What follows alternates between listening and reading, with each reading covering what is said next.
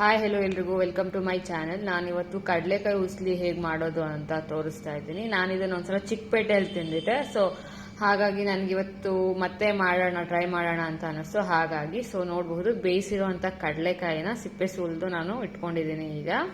So ಇದಕ್ಕೆ ಜೊತೆಗೆ ಸಣ್ಣಗೆ ಈರುಳ್ಳಿ ಒಂದು ಹಚ್ಕೊಂಡಿದ್ದೀನಿ, ಮತ್ತೆ ಸ್ವಲ್ಪ ಕ್ಯಾರೆಟ್ ತುಚ್ಕೊಂಡಿದ್ದೀನಿ, ಮತ್ತೆ ಕೊತ್ತಂಬರಿ ಸೊಪ್ಪಿದೆ, ಮತ್ತೆ ಹಸಿಮೆಣಸಿನ್ಕಾಯಿ.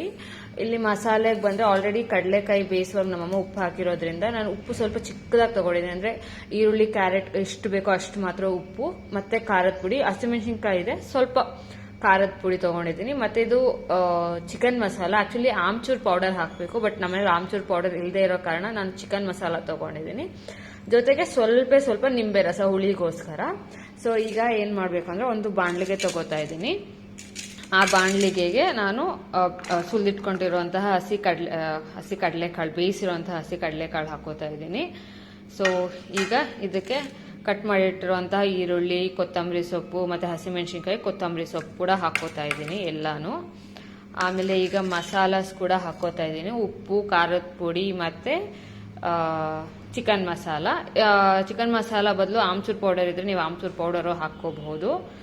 ನೆಕ್ಸ್ಟು ಈಗ ನಿಂಬೆ ರಸ ಕೂಡ ಹಾಕ್ಕೋತಾ ಇದ್ದೀನಿ. ಈಗ ಎಲ್ಲ ಮಿಕ್ಸ್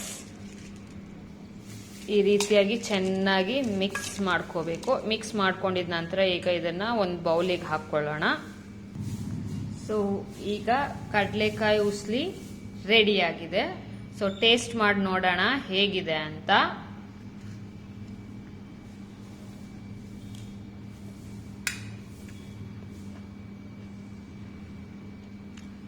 ಉಪ್ಪು ಖಾರ ಎಲ್ಲ ಕರೆಕ್ಟ್ ಆಗಿದೆ, ತುಂಬಾ ಚೆನ್ನಾಗಿದೆ.